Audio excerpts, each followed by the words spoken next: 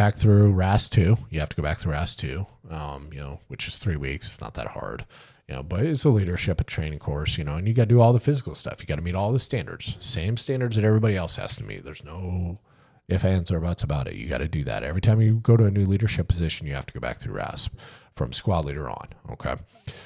Which is another great part about Ranger Regiment. The leaders that need to be there are going to be there. And anyway, so came back and, got assigned to staff, in 2012. And it was interesting, even though I was staying very tied into the community, into Ranger Regiment, over those, 2+ years I was gone, even coming back in 2012, I was like, oh my God, like everything's changed. Completely different gear, like all this different kind of stuff. I was like, holy shit. Yeah. So I came back, staff, and, 2012, did my first deployment, and, everything had changed. Obviously we pulled out of Iraq at that time, and now it was about, getting the Afghanis out on target. And there is no missions that are unilateral missions. Everything's, with the Afghanis in the lead, and, us, either alongside or behind, and all this different kind of stuff. And it was very, very different. And also this was my first real time on staff. ROTC you could say, and I did a little bit of staff time before I left, but it was very different. And I got to witness things from the conventional Army side, because I was literally an LNO for the 82nd Airborne, meaning before, task force could basically go out on target, they had to get concurrence memos, signed by all the GOs, the BS, battle space owners. So every time I'd have to go in, brief on the target, brief on what we were going to do, and then get their concurrence. Crazy story is actually my first 2 months when I was the LNO, who the general was that I had to brief and I had to wake up in the middle of the night to get? General Sinclair. General Sinclair is the one that had the aide that he was forcing to give making him give oral sex. Whoa. Yeah. Didn't hear about that one. Yeah. I thought I've heard everything, but okay. Yeah. And he was a 2-star, and it was this deployment that this shit happened. So it's like, oh my God. I was like briefing this guy like all the fucking time, and I met his aide like multiple different times. I'm like, I feel terrible. Like I didn't know anything about it, like nothing, and it was pretty bad, man. And, but it was good. It was a good way to get back incorporated with the regiment and see a lot of the changes and how the environment had changed quite a bit.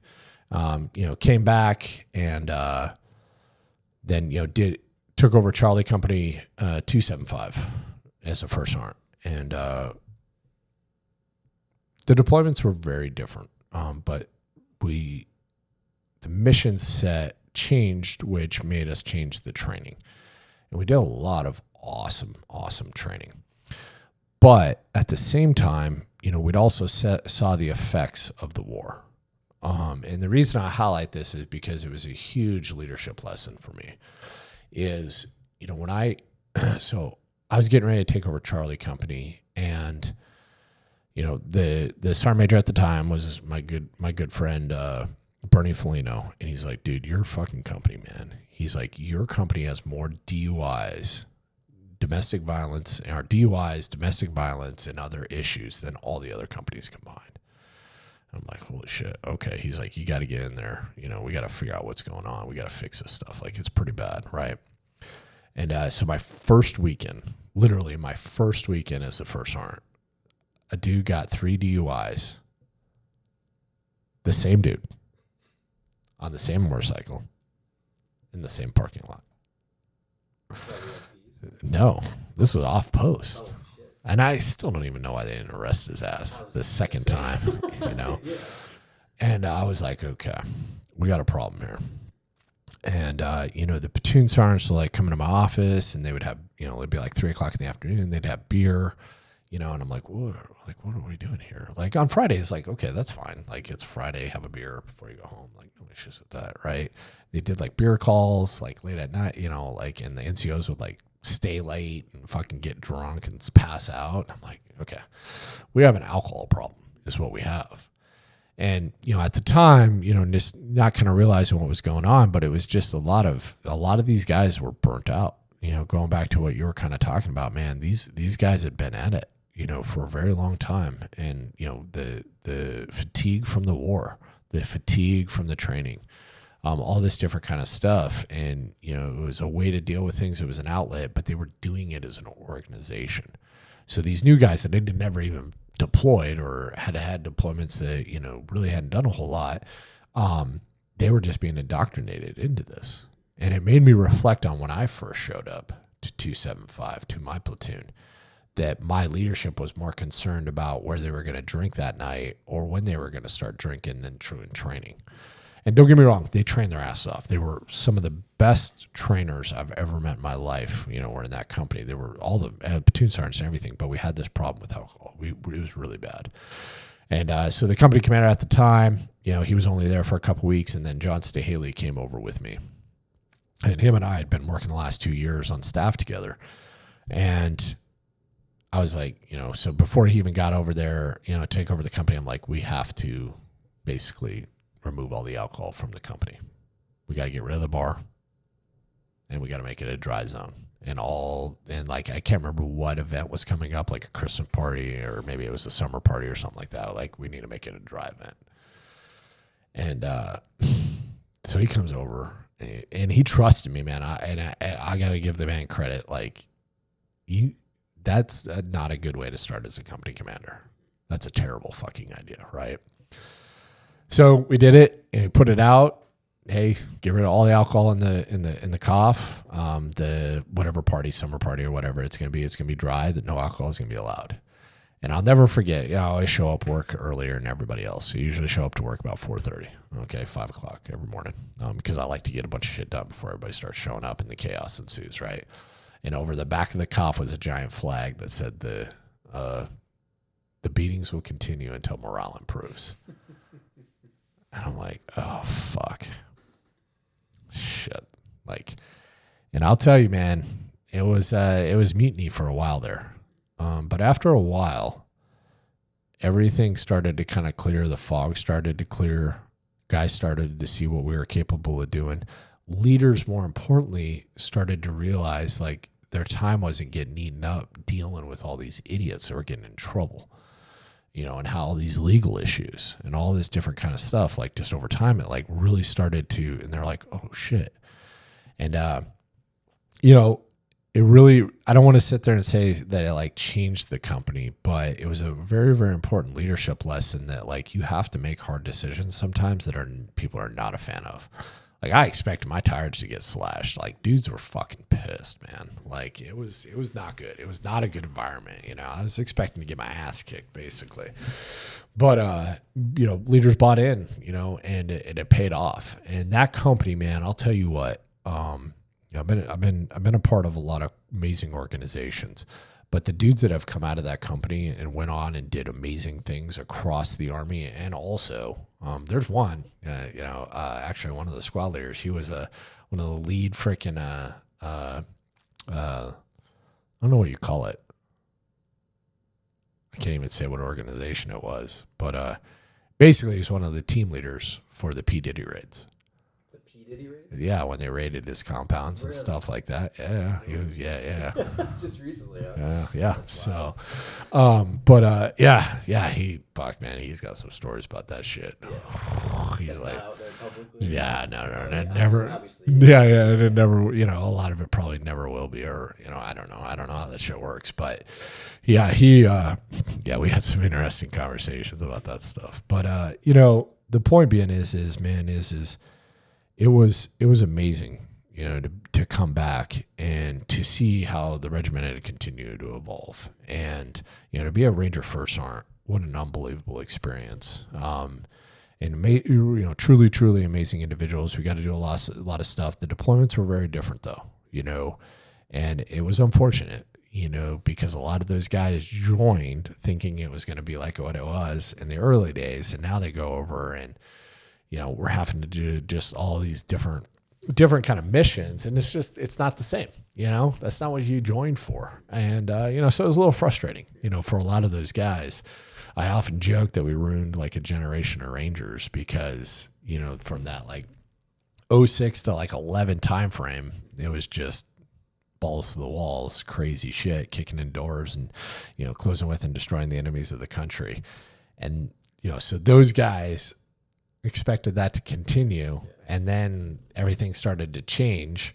But they were still telling the stories to all those Rangers, like, this is how it used to be, and sitting around a deployment hoping to have one mission that would be like that, and it was interesting. But the regiment continued to evolve, and we saw ourselves going, okay, things are happening with the GWAT. The GWAT landscaping's changing, so we need to find ways to make sure that we're relevant and that we can work joint operations. And so like for instance, my company, we got to go down, spend a month with the Marines at the Mountain Training and Warfare Center, and we did, Bridgeport, and that was awesome.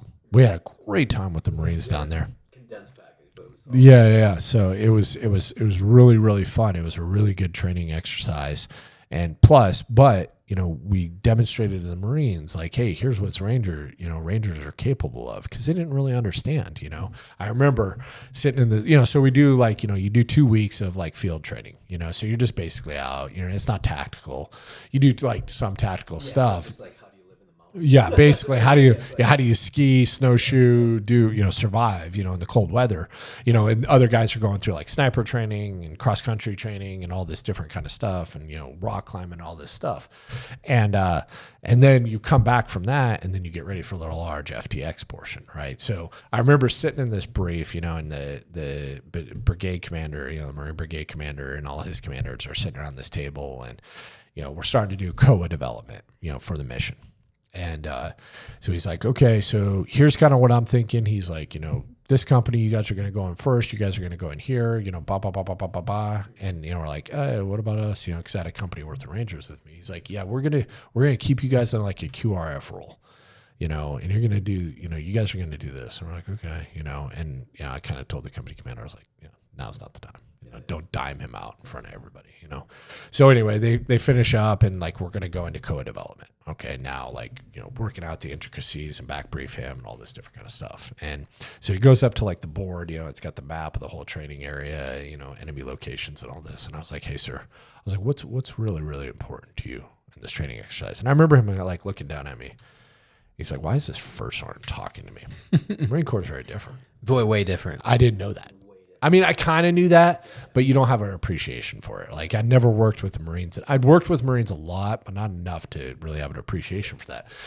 And I was like, okay, sir, let me ask you a different way.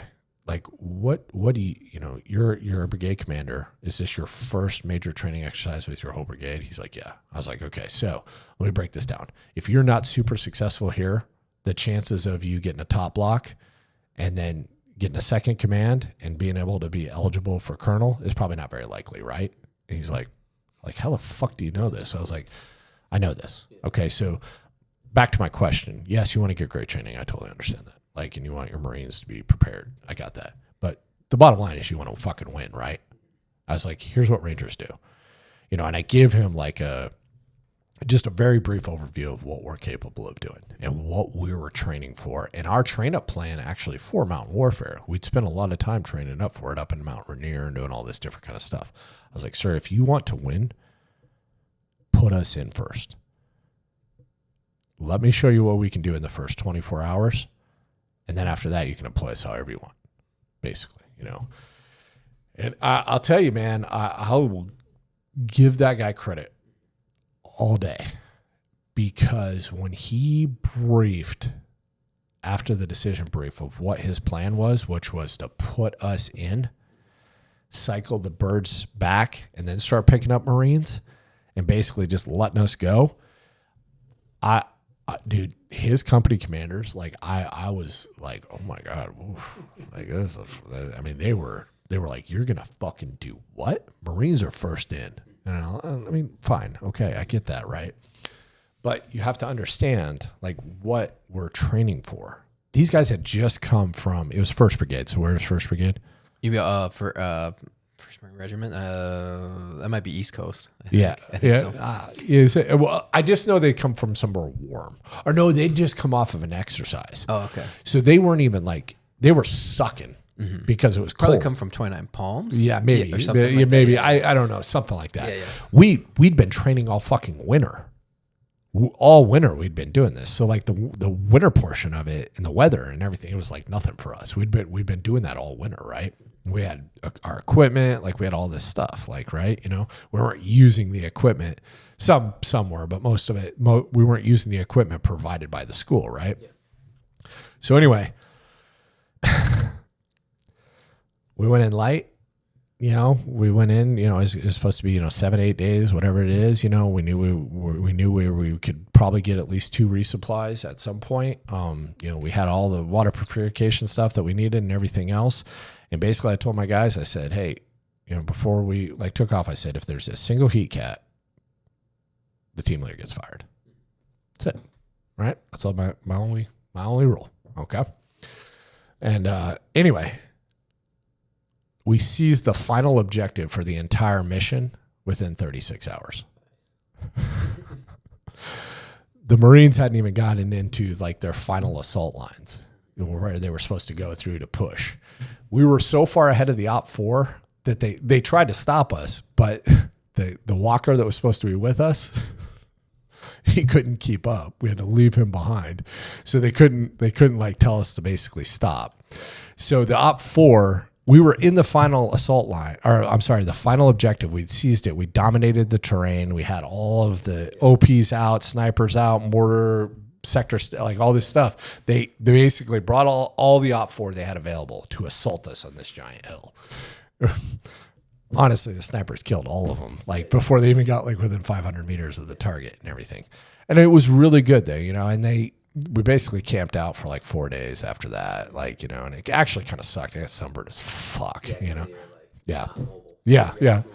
So, but anyway, and it was super awesome because the brigade commander or the regimental commander, I guess it is, afterwards we get back, we do the dog X, which was awesome, by the way, like super awesome dog X, had tons of fun drinking, like fucking, it was super fucking awesome.